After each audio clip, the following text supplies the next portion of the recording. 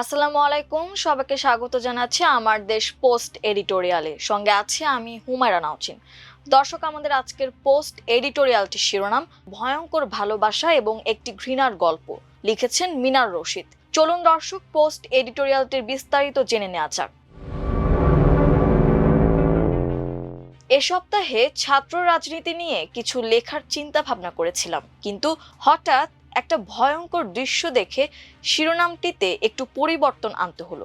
ঢাকা বিশ্ববিদ্যালয়ের ছাত্ররা গত মঙ্গলবার প্রধানমন্ত্রীকে যেভাবে চারপাশ থেকে ঘিরে ধরেছেন, এটি দেখে সত্যি প্রমাদ গুনলাম। পৃথিবীর কোনো প্রাইম মিনিস্টার এমন ভাবে কোনো ক্রাউড বা ভিড়ের মধ্যে পড়েছেন কিনা জানা নেই। ক্ষমতা মানুষকে যেমন দূরে সরিয়ে দেয়, তেমনি কখনো কখনো অন্ধ ভালোবাসা একজন নেতাকে বিপদ এবং আপদের শেষ বিন্দুতে ঠেলে দেয়। পৃথিবীর ইতিহাসে বহু নেতা জনগণের অকৃত্রিম ভালোবাসা পেয়েছেন, কিন্তু সেই ভালোবাসার আবেগঘন ভিড়ই অনেক সময় হয়ে উঠেছে মৃত্যুর ফাঁদ। ঢাকা বিশ্ববিদ্যালয়ে প্রধানমন্ত্রীর সাম্প্রতিক সফরের সময় যে দৃশ্য দেখা গেল, তা দেখে তাই শুধু আবেগ নয়, আতঙ্কও কাজ করেছে।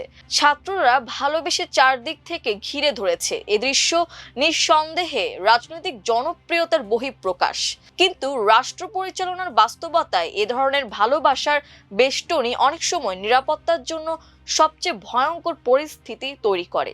একজন প্রধানমন্ত্রী শুধু একজন রাজনৈতিক নেতা নন, তিনি রাষ্ট্রের ধারক। তার জীবন শুধু তার ব্যক্তিগত বিষয় নয়, পুরো জাতির নিরাপত্তা ও স্থিতিশীলতার সঙ্গে সম্পর্কিত। এ কারণেই পৃথিবীর সব সভ্য রাষ্ট্রে নিরাপত্তা উপদেষ্টার পরামর্শ প্রায় চূড়ান্ত হিসেবে বিবেচিত হয়। প্রাইম মিনিস্টারের সিকিউরিটি অ্যাডভাইজার অত্যন্ত একনিষ্ঠতার সঙ্গে প্রাইম মিনিস্টারের পেছন পেছন সেই প্রচন্ড ভিড়ে অসহায়ভাবে সাঁতার কেটেছেন, অথচ প্রাইম মিনিস্টারকে শক্তভাবে বলার কথা, নো স্যার, আপনি এভাবে ভিড়ের মধ্যে যেতে পারবেন না। প্রাইম মিনিস্টার দেশের একজন মানুষের পরামর্শ শুনতে বাধ্য।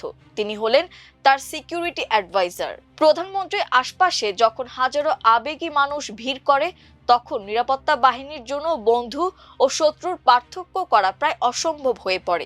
একজন আত্মাই কখনো শত্রুর মুখোশ পরে আসে না, বরং সে আসে সমর্থকের ভিড়ের মধ্যেই। ভারতের সাবেক প্রধানমন্ত্রী রাজীব গান্ধীর ঘটনা আজও দক্ষিণ এশিয়ার রাজনীতিতে এক ভয়াবহ শিক্ষা হয়ে আছে। 1991 সালে নির্বাচনী প্রচারণার সময় তিনি সাধারণ সমর্থকদের খুব কাছে চলে গিয়েছিলেন। একজন নারী সমর্থক ফুলের মালা পরানোর ভান করে তার কাছে এগিয়ে আসে। মুহূর্তের মধ্যে বিস্ফোরণে নিহত হন রাজীব গান্ধী। সেই নারী ছিলেন আত্মঘাতী হামলাকারী। ভালোবাসার অভিবাদনের আড়ালে লুকিয়ে ছিল মৃত্যু। একইভাবে পাকিস্তানের সাবেক প্রধানমন্ত্রী বেনজির ভুট্টো জনতার ভালোবাসার মধ্যে দাঁড়িয়েই প্রাণ হারান। তিনি নিরাপত্তা প্রোটোকল ভেঙে গাড়ির সানরুফ দিয়ে বের হয়ে সমর্থকদের শুভেচ্ছা গ্রহণ করেছিলেন। সেই সুযোগেই হামলা হয়। তার জনপ্রিয়তা তাকে মানুষের খুব কাছে নিয়ে গিয়েছিল, কিন্তু নিরাপত্তার দৃষ্টিতে সেটিই হয়ে ওঠে সবচেয়ে দুর্বল মুহূর্ত। মিশরের আনোয়ার সাদাত সামরিক কুচকাওয়াজের সময় জনগণের অভিনন্দন গ্রহণ করছিলেন। নিরাপত্তা বলয় ছিল, কিন্তু অনুষ্ঠানের স্বাভাবিকতার মধ্যেই হামলাকারীরা সুযোগ পেয়ে যায়। আবার মার্কিন প্রেসিডেন্ট জন এফ কেনেডি খোলা গাড়িতে জনতার অভিবাদন নিতে গিয়ে আত্মার গুলির শিকার হন। ইতিহাস যেন বারবার একই সতর্ক বার্তা দেয়, জনপ্রিয়তা যত বাড়ে, নিরাপত্তার ঝুঁকিও তত বাড়ে। বাংলাদেশের বাস্তবতায় এ বিষয়টি আরো সংবেদনশীল। আমাদের রাজনৈতিক সংস্কৃতিতে নেতাকে ছুঁয়ে দেখা, ঘিরে ধরা কিংবা কাছ থেকে ছবি তোলার প্রবণতা অত্যন্ত প্রবল, কিন্তু সরকারের প্রধান নির্বাহীর নিরাপত্তাকে অবহেলা করে এরকম আবেগকে প্রশ্রয় দেওয়া মারাত্মক নিরাপত্তা গলদ হিসেবে গণ্য করা যায়।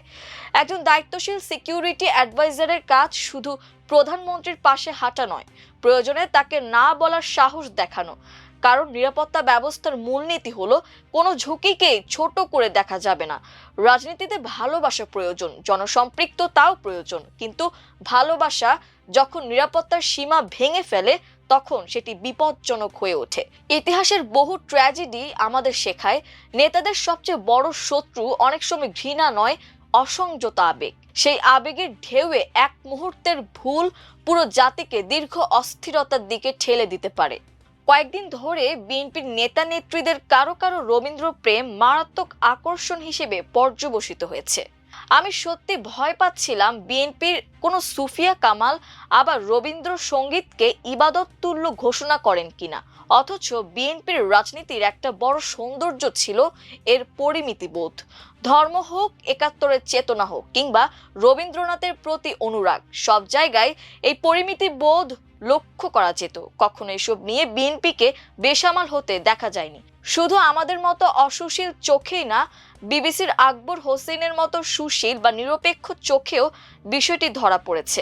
তিনি এক ভিডিও বার্তায় জানিয়েছেন, আমি আগের বছরগুলোয় চেক করেছি, কিন্তু বিএনপির পক্ষ থেকে এরকম রবীন্দ্র অনুরাগ আগে কখনোই দেখা যায়নি।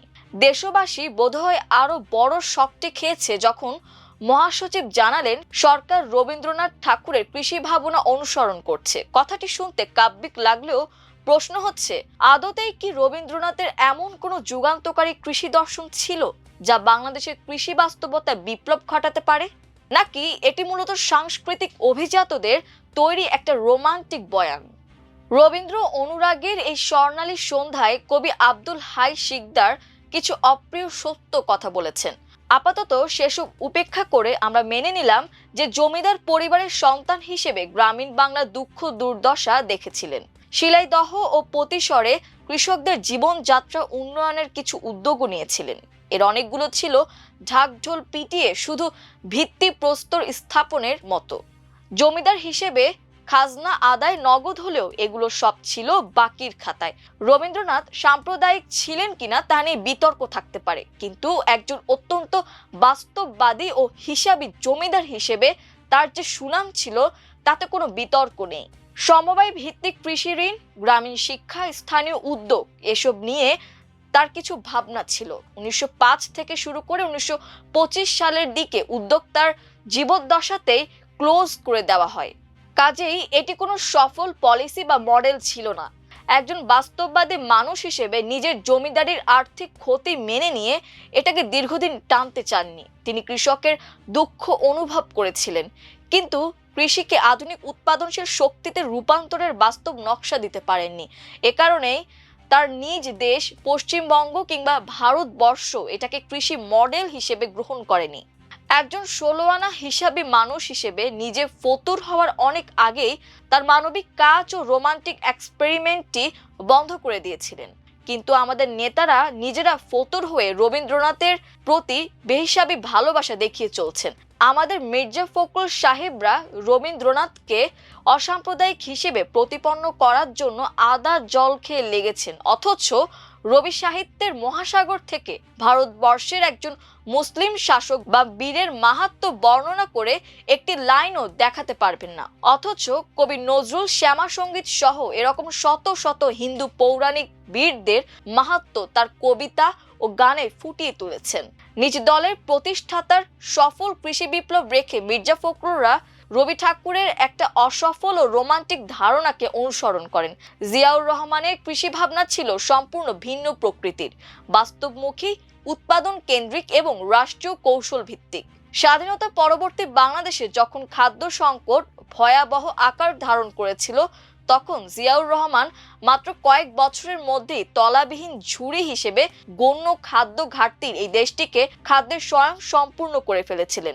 ভাগ্যিস তখন কোনো আব্দুল গাফফার চৌধুরী শহীদ রাষ্ট্রপতি জিয়াউর রহমানকে রবীন্দ্রনাথের কোনো কৃষি ভাবনার কবিতা আবৃত্তি করতে শুনেননি। রবীন্দ্রনাথের কৃষি চিন্তা ছিল মূলত একটি মানবিক আবেদন, কিন্তু জিয়ার কৃষি দর্শন ছিল রাষ্ট্র পরিচালনার কার্যকর নীতি। একজন গ্রামকে দেখেছেন পদ্মা নদীতে ভাসমান হুজরা থেকে কিংবা জমিদারের পালকিতে বসে, অন্যজন দেখেছেন কৃষকদের পাশে গিয়ে কোদাল হাতে তাদের কাদা মাখা গায়ের গন্ধ শুকে। একজন গ্রামকে অনুভব করেছেন কবির হৃদয়ে, আরেকজন কৃষিকে দেখেছেন রাষ্ট্রের মেরুদণ্ড হিসেবে। কাজেই রবীন্দ্রনাথের রোমান্টিক এবং অসফল কৃষি ভাবনা ছেড়ে দয়া করে নিজ দলের প্রতিষ্ঠাতার সফল কৃষি বিপ্লবকে অনুসরণ করুন এবং তারই রাজনৈতিক দর্শন বা ফর্মুলা অনুসরণ করে অন্যান্য সেক্টরেও একইভাবে বিপ্লব ঘটান।